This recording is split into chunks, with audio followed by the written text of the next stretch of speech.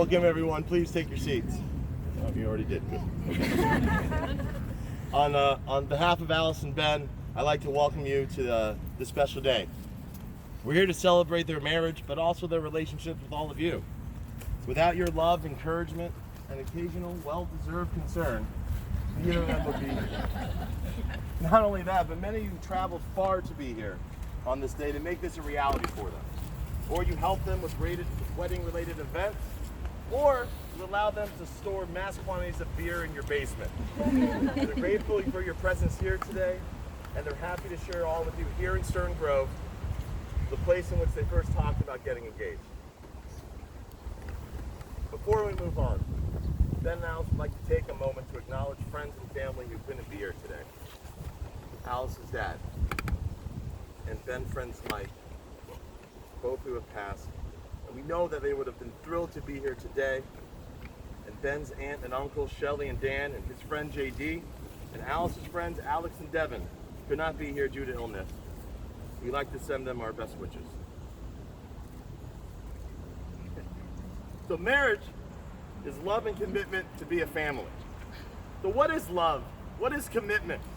Let's start with commitment because I guess that's easier. So commitment to be a family. May you be together for 20,000 days. That's a lot of days. The worst 1% is still like 200 days. Imagine how bad that one day will be. There might be a day where Ben's on crutches and Alice has the flu and Ben lost his job and Alice is running late and it's snowing outside because they're moving to the Midwest. And one of the kids has pink eye and the other one spilled breakfast all over the dog. You're both sick and you're stressed and you're unbelievably sleep deprived. And even though you're still trying to do the right thing, someone says you're overreacting and the other utters some previously unmentioned grievance that has been simmering for years, starting a cascade of revelations on both sides. Yep. There's going to be some tough days. When you think to yourself, if I could just sit on the couch, watch the shows I want to watch, eat the food I want to eat, and then take a nap without worrying about anyone else, I could be comfortable. But today, you're committing to yourselves to sacrifice this comfort for love. Okay, so what is love? It starts from a deep connection to another person. We have a need to feel and to understand what someone else is experiencing, and for them to feel and understand what we are experiencing. Why do we have this need for connection? Is it from fear of how quickly any evidence of our existence will be forever erased if we haven't impacted anyone's life? And that no one would remember us? And is that the big fear behind everything after all? If you aren't impacting anyone's life or the world, you may be comfortable, but you may feel insignificant, which can undermine your comfort. So connection is important. When someone understands your experience, they're expanding your presence in the world, and vice versa. It's like backing up your hard drive and making your presence more resilient and lasting. But love is just any concern, or any connection. Love is such a strong connection that you just don't understand the other person's experience. You live their experience as if it were your own. Their feelings, their needs, thoughts, and experiences become as important to you as yours. And this leads us to live a moral life, living by the golden rule, connected by others by love. We experience their pain as our pain. We want to treat them as we want to treat us. Them to treat us even. Love is a connection so strong that it strengthens all other connections with the world and inspires us to create even more. We care about the well-being of the person we love, therefore we care more of the well-being of everyone a bit more. And the world we experience is more alive and more full of energy and emotion. It has been said that each person is an entire world, and that any improvement in that world reverberates through the rest of the world.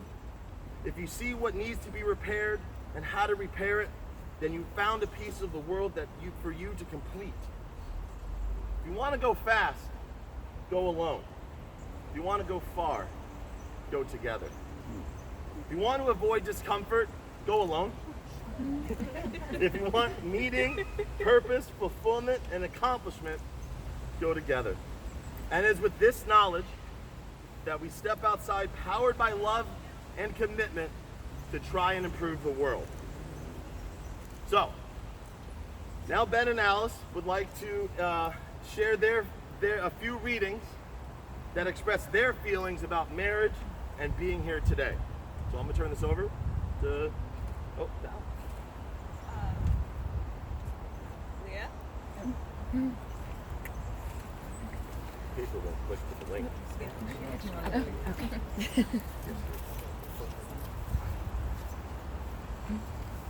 I Could Take by Hayden Carruth.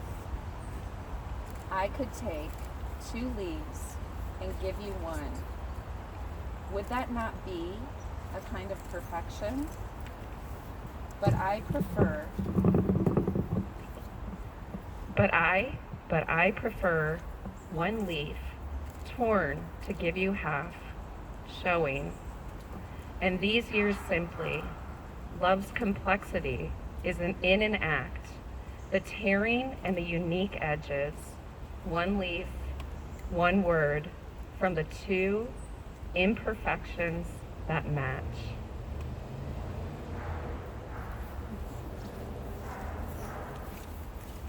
Is your turn, Ben?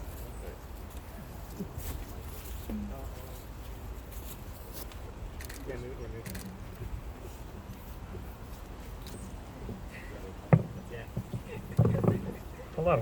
A little poem I wrote.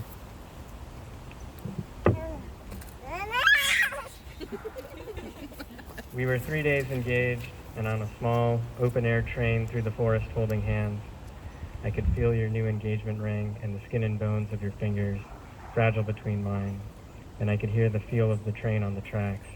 Da-ga, da-ga, da-ga. Love is not like they say. It's not 2 hearts beat as one. They beat independently, but close together. Our future was splayed out as we went. Da-ga, da-ga, da-ga. Da-ga, da-ga. Moments of love, of struggle, hope and frustration. Some dreams fulfilled, some others not. Our kids growing up, our bodies growing old. Da-ga, da-ga, da-ga. And through it all, our hands together on the same track.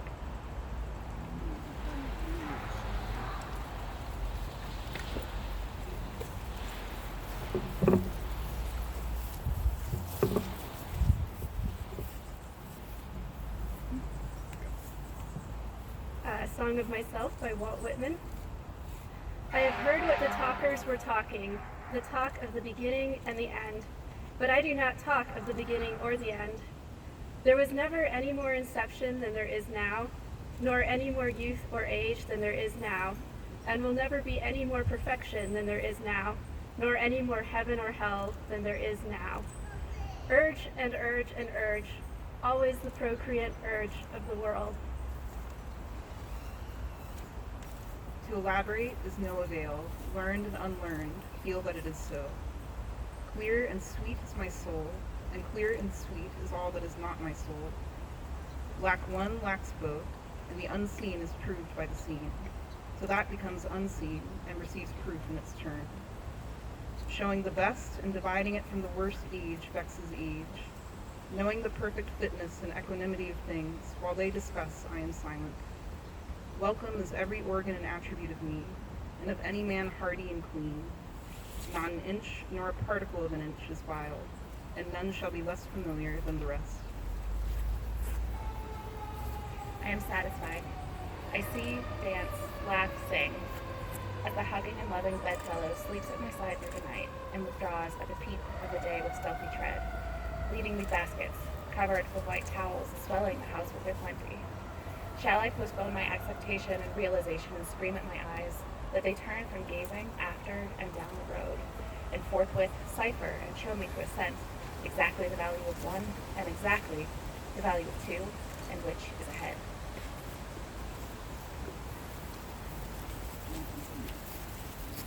So we've already talked about why Ben and Alice have chosen marriage. But why the ceremony? After all, this isn't just magic. It's a confirmation of a decision, large and small, that Ben and Alice have been making since they met. and promise to continue to make every day for the rest of their lives together. But there's power in publicly affirming the commitments that you are to make to one another in front of the people who are most important to you. No stress. There's celebration, there's accountability, there are many uncertainties in life, and although you both will change in the years to come, you're promising to be a constant for each other. One thing that the other can depend on. And why each other? Belle and Alice will now share their vows with one another. Okay?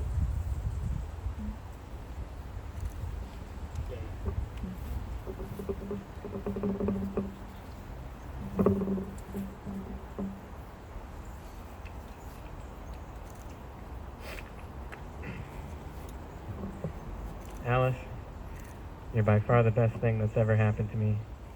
Today and the day we got engaged are the best days of my life. I will always remember our first date where we discussed the obscure author Ron Carlson and thinking, wow, that's never happened before on a first date. The next day I told my dad, we've only had one date, but she wrote an article about life insurance, so there might be something to this one. And after only a few dates, I was flabbergasted that after a whole life of toiling to find and keep a partner, that all of a sudden the struggle was over without hardly any effort at all. I'm a logical person. I like to check the boxes.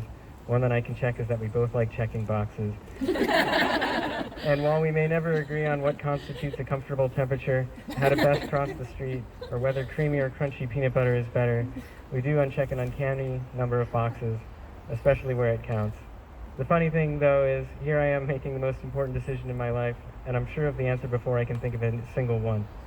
How does something like that happen? I don't know.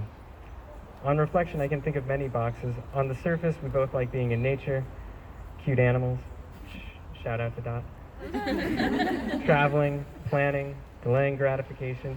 We have decent overlap in movies, food, and books. No, movies, food, and music, and books, I guess. We share the same rare background of having been aspiring and dedicated artists in our 20s who somehow manage soft landings as successful professionals in our 30s, which is easier said than done. On a deeper level, we have similar values and a similar desire and timeline to move out of the city and start a family. But at the deepest level, I know you are the one because you are caring, determined, and capable. Every day, I see how much you care for others and put them first. Whether it's filling up every bit of usable space in the kitchen with chocolate-covered popcorn made from scratch for coworkers, going out of your way to schedule time to meet with, call, and send gifts to friends, saying hi to every dog you see, volunteering for the tenants union, donating monies to refugees just trying to survive with some amount of dignity. And I could go on, but you're an unusually caring person who places a high value on relationships, and I am so grateful to be your husband and the recipient of that care and value. Even though I'm often grumpy, can be oddly and unpredictably specific, or conversely indecisive, to the point where I even annoy myself, you somehow don't get annoyed and care for me all the same, and love me as I am. You're also determined in skill. I've seen it, when you spent months preparing evidence and then successfully prosecuting a case in court against your ex-landlord, when you drove our camper van across several rivers on a dirt road in the middle of nowhere in New Zealand. You were scared, but you did these things anyway, and you executed brilliantly. And I see your caring, determination, and skill applied to strengthening our relationship every day. Our trust and our commitment to each other is so deep that it seems absurd to question it, knowing that when we disagree, it's not because the other is being selfish, thoughtless, just trying to win an argument, or trying to protect their ego. Well, maybe that happens sometimes a little, but usually it's because we haven't heard the other's perspective yet, and when we do, we realize we agree on a lot more than we thought and can quickly come to a solution. We work hard to make the other happy. The amount of value, effort, and competence we put into the relationship makes me think we can do anything. Simply put, many things that would be hard to do alone are done easier together. And to top it all off, you laugh at my jokes, which I assure you will not get old in 5, 10, or 20 years, and you make all of it seem easy, seemingly unaware of your exceptional qualities. Alice Marie Holbrook, you exceed every expectation I had for a wife. I couldn't be more sure about this decision. You are more important to me than anything, and I love you more than I ever thought possible. Here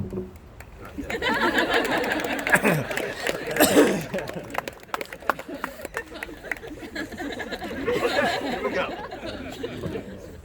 Do you, Ben, Hold on here, this is the moment.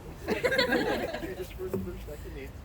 Do you, Ben, take Alice as your wife, doing your best to approach her each day with patience, humor, honesty, curiosity, and understanding, and offering all of yourself and accepting all of her, supporting her in her work to be a better person and a partner, and tackling life's challenges as a team for the rest of your lives? If so, say I do. I do. Alice! Oh, it's afterwards. So now do this. Oh, no, I do my best. Okay. Oh, okay. Okay. Thank you.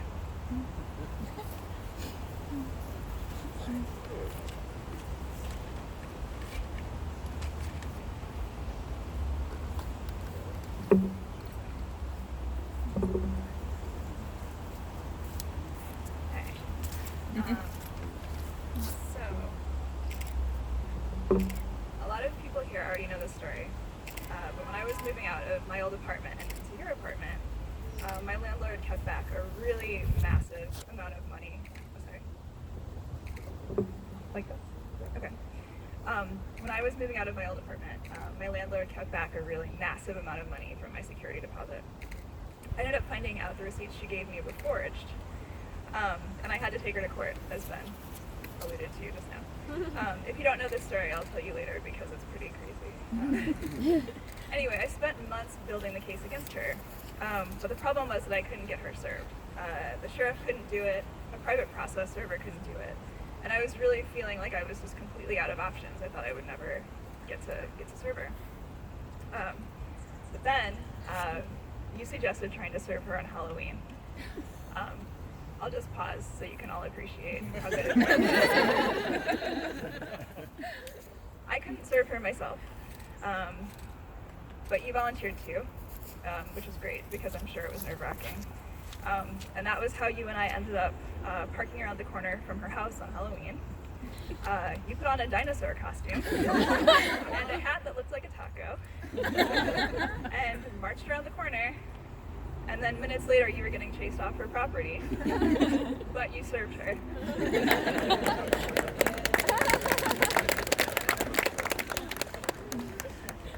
And then you came with me to court, and I got awarded my money back. So here's the thing. Like I said, I spent months building the case against her, and when we got to court, I was prepared. But I never would have gotten to go to court in the first place without your optimism, your creativity, your loyalty, and your daring. And without your love for silly costumes, this would be half as funny a story. This is just a snapshot. But I picked it because it exemplifies some of the things I love most about you and the life we've built together. I could obviously go on about your other excellent qualities, such as your level-headedness when I thought we were going to get trapped on a mountain in Tahoe. That was great. And your incredible organizational prowess, which came in handy when planning this wedding. And the good times we've had, I could go on about those too, but I don't want to delay this meeting too much, so I'll stop there. One more thing I remember about this is that you texted one of our neighbors for advice when I was having all my landlord problems. She's a housing lawyer, and you wrote something like, we really just want to get this behind us. To you, this was both of our problems. And when we were embarking on a life together and moving in, that meant so much to me. I knew I had made the right choice. I can get really caught up in thinking about how the world is a scary place full of unscrupulous landlords and accidents and climate change, and all of that stuff really exists. But whatever's coming, I know that life will be better if we're on each other's teams. I love you, and I'm so excited for you to be Dot's real dad. And I am so excited to be your wife.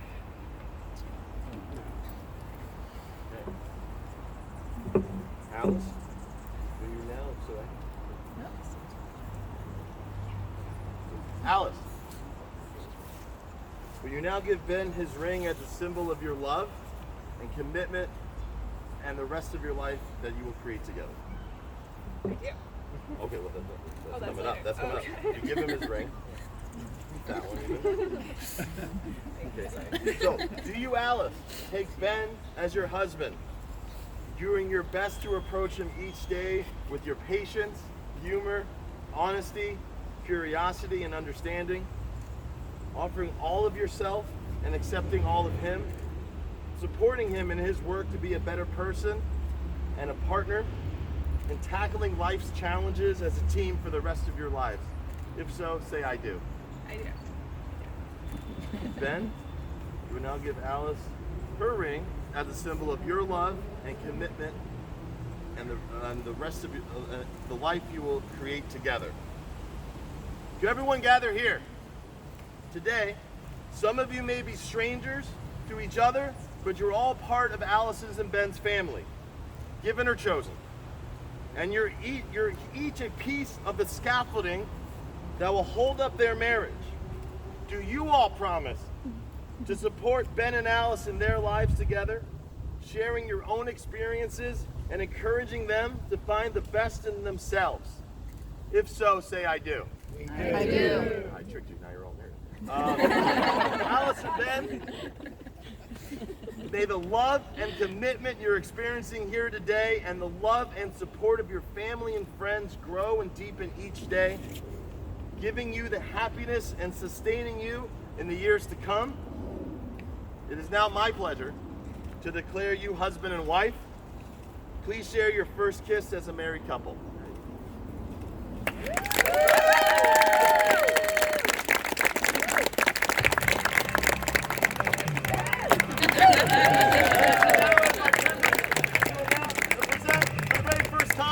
As husband and wife, Ben and Alice Marcus.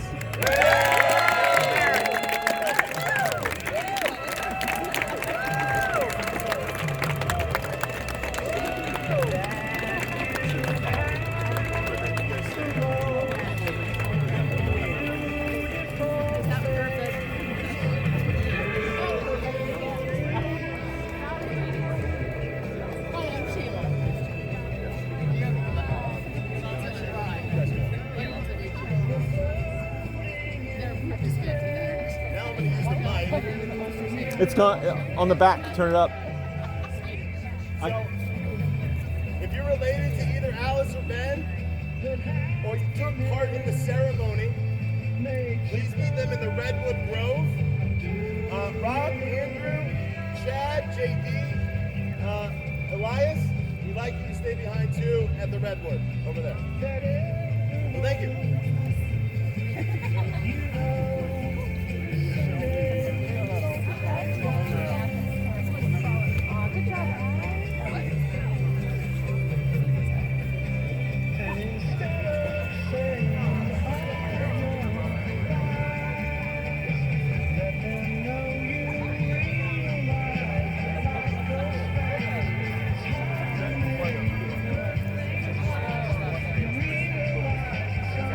Yeah, that's what's going on.